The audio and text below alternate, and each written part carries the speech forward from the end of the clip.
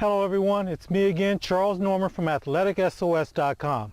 And so in this video, I want to discuss two things. The first one is that we went to a couple of travel and club programs this weekend to get them signed up, and the clubs became members of the Athletic SOS family.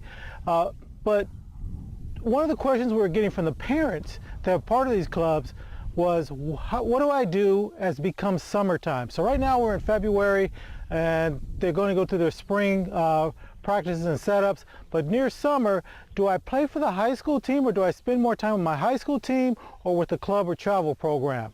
And I thought that was a great question, and we were getting it over and over again because high school coaches have become more aggressive as far as letting parents know that if their kid's not participating in the summer program, then that might affect their playing time when the school year starts. And so they're getting very concerned what's going to give them the best bang for their buck as far as getting opportunities for athletic scholarships. And so right after this video, after I finish speaking with you right here, stay here, and then the second part of the video is going to be something we put together for them just to give them some guidelines. There are no rules because each school is different, but we gave you some guidelines from freshman to sophomore to junior year to your senior year, what you should be thinking about and what you should be doing to give yourself the best chance. But what I'm really concerned about is the second piece of this. Now, we also went to a college night. It's College Expo, and a lot of people put them on this time of year. It's February, and they're trying to get the juniors and the sophomores to start thinking towards college, and then the seniors who haven't made their decision and need to write their essays, and they need to sort of get on page. And so a lot of colleges are there trying to sign kids up, and there's a lot of lectures and things like that for the parents and the student athletes, things they should be thinking about. So we had a booth there. And one of the biggest things, and this is our fourth year, and we rewrote our software this year based on doing this in the previous years, and it happened again this year, and it really bothers me. So we have all these senior athletes that are coming now. Now, all of these athletes thought they kind of had it under control, right? They were getting letters since their sophomore or junior years from different colleges, and they were going to viewing tournaments and combines and showcases. And so they felt like they had things going. They were doing things the right way. They took the right courses. They kept their grades up. They had their SAT, ACT scores. And here they are in February, their senior year. For many of them, the season is behind them, so high school is not really going to help a lot. And for the travel and club programs, they really aren't looking to take the seniors moving forward. They're looking at their juniors that are going into their senior year. So the seniors are left with these unsigned senior events that they can go to. And that's fine, they're still there, but they really thought they had it under control. And I've seen that look before on the parents' face, like, did we blow it? We kind of did what everyone told us to do. And on the student athletes' face, they were very confident before, and now they're feeling a little defeated, deflated, that it might not happen for them. And so we talked to them a little bit, but this comes back to what I keep telling you guys. If you've been watching any of my videos, stop waiting to get chosen. You have to get yourself and put yourself in a position to have multiple opportunities. Know all your options and opportunities. So if you use our software, you would have that. And so normally I'm very, very low key on telling you to go sign up for our system, but I'm going to be a little bit more aggressive now because I don't want to see this again next year at the same time. So go to athleticsos.com. Go down the page until you find the demos, and you'll see one for high school, you'll see one for travel and club, and you'll see one called Solo. Go into the one that says Solo. Look at the demo so you can see kind of how the software works, and go ahead and sign up. You have 15 days. If you don't like it, you can always get your money back. We have the lowest cost possible, and if you've been watching my videos, when you go in to join us at Athletic SOS under the Solo program, you'll see a little a box there for you to check if you have a CID. A CID will get you a discount. I'm going to give you that number, a CID number that will give you a discount. So not only are our prices lower than everyone else around, I'm going to give you an additional discount because the Solo program just started the second week of January. We just launched this. We completely rewrote the software, and so we're really happy with it. I try not to overdo it because we are used to working with the high schools and travel programs, and I think that's the best way, but nobody should get stuck. And so don't forget, if you do sign up for our Solo program and you can get your travel club program or your high school programs interested, have them reach out to us, and then you can join back to them. Even though you're already in the system, you can join to them once we bring them in to the family. This probably bothered me more than everything else. We're like growing like gangbusters, but I know every single year I'm going to see those senior parents and those senior student athletes come to an event that we're at and go, what do we do now? We're kind of scared now, and it's unnecessary. And I don't want that to happen to anyone in our membership. So I'm going to stop now. Go ahead and wait, and then look at the what we put together for you guys regarding travel and club programs. And then all of you guys, please go ahead and just sign up. Use the software, find all your options, and then move forward with that so that every single place you go and participate, whether it's high school, travel club, it doesn't matter. If you're out there performing, there should be a coach in the stands watching you and looking to see if you really have what it takes to play at the next level. All right, guys, that's it for me. Best of luck to all of you guys. And if you really want to do it, you can, and we're here to help you. All right, bye.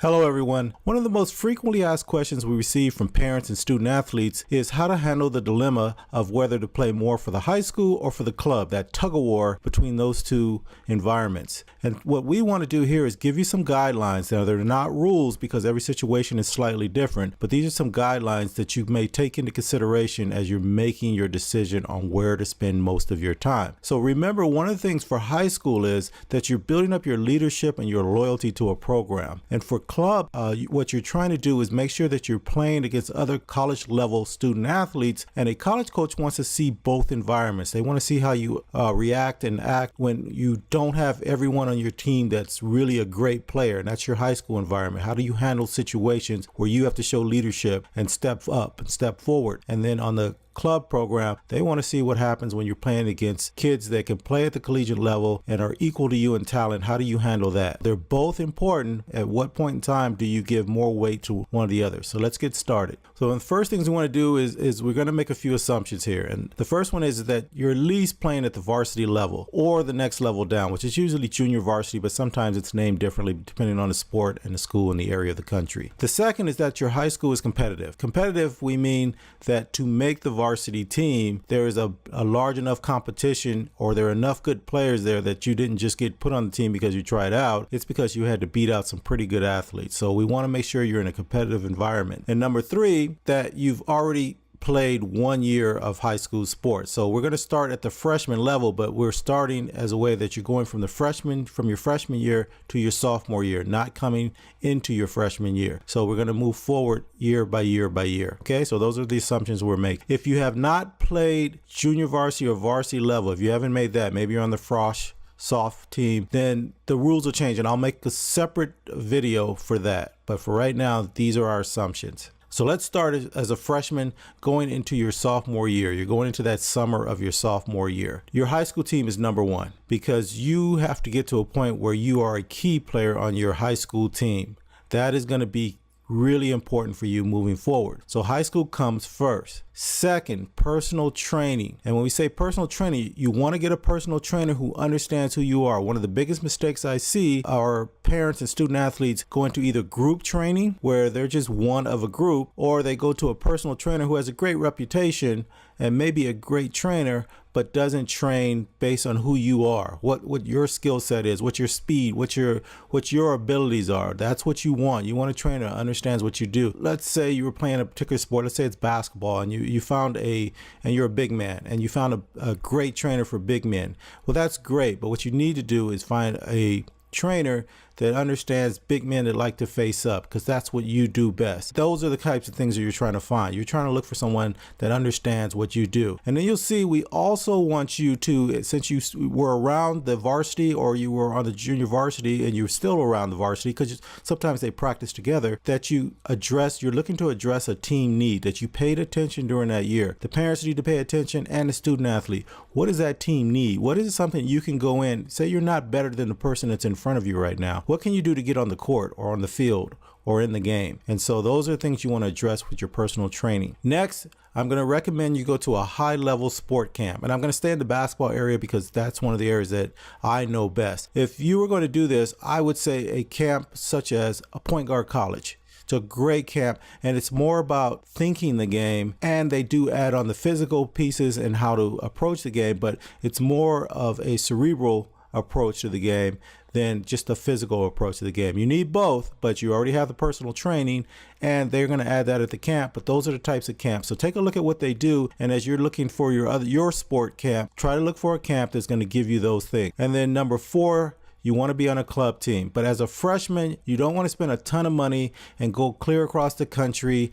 to play in all these games, because right now the college coaches are not looking at freshmen. Usually your body's not there. If you are there, that's fine. You can go ahead and do it. If you have the money, or you want to spend the money, or you just want to see how it is, feel free to do it. But if you're going to be on a club team, or you're going to go to a combine or a showcase, or you're going to go to a tournament, I would stay local and regional at this point in time. You're in your freshman year. This is going to get costly for you if you try to do too much too fast. What you're trying to do is make sure you make varsity if you play JV, or that you get some playing time at the varsity level during your sophomore year. For your sophomore year, you're going into your junior year, and you're going over the summer. High school team is still first. You want to become, if you had an opportunity in your freshman year to get on the court at the varsity level, now you want to get more playing time or even become a starter. You've done great, and that means you have to show that loyalty and that dedication to your high school team. If you were a junior varsity player, then you want to be where you can get at least onto the varsity team, but you don't want to get on the varsity team if you're never going to play. I think you're better off being the stud on the JV team, and maybe they pull you up if they make the playoffs. Club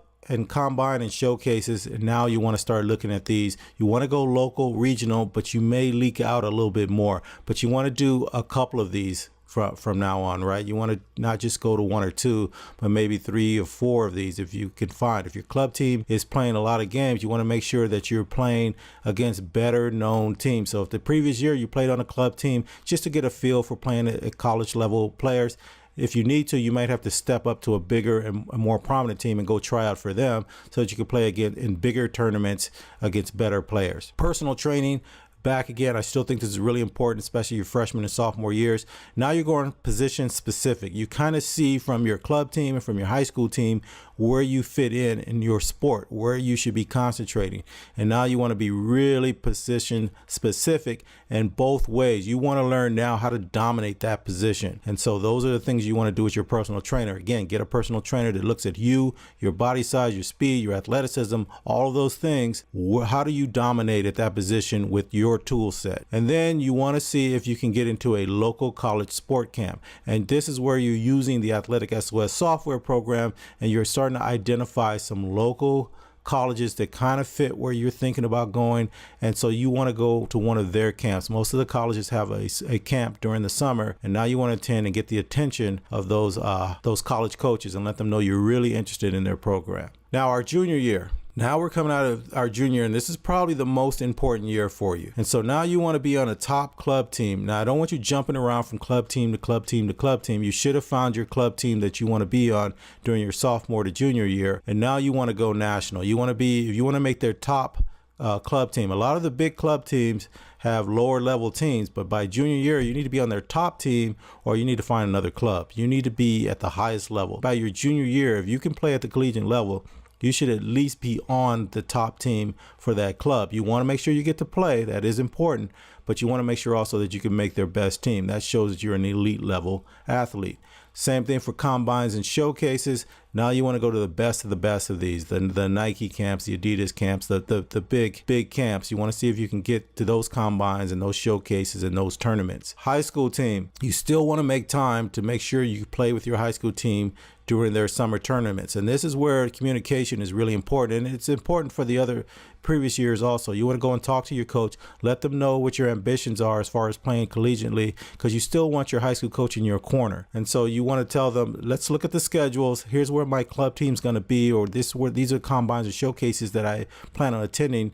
Do you understand that I won't be able to play with the high school team during this time period? I want to, but I really want to get out there and show ourselves across the country. Again, if you're using Athletic SOS, then your coach and you are on the same page anyway, and this should not be a problem. And then I would say your personal training, again, you want to still do personal training.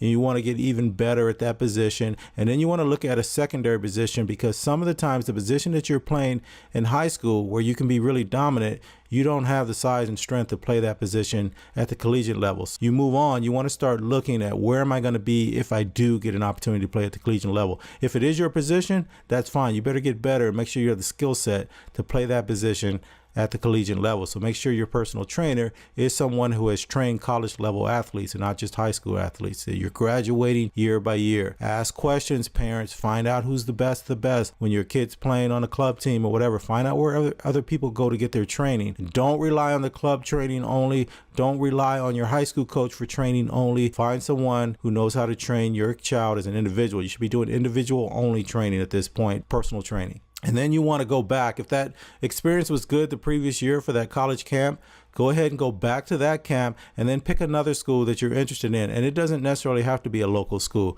Maybe it's a camp that's a little bit further away or at a different level of school. Say you were looking at Division III or Division II schools or Division I schools. Go a level up or level down and see where you fit in for that year. So that's your junior year. You're getting prepared now to be seen on the circuit. So when you go out, if you're using Athletic SOS correctly, there should be coaches at every single event you go to. All of your high school games when you were senior, all of your travel club combine showcases, you should have a coach at each one of those events if you're doing things the right way. So we want to go to the previous college camp, let them know you're dead serious about that college, and then you want to go to an additional one. And then your senior year. So your senior year, you don't get to have another summer, right? So you need to make sure that your club and travel team, and if they don't have it, you need to find a place where they have a seniors only, unsigned seniors type event. Your high school team is not going to be able to help you after the season.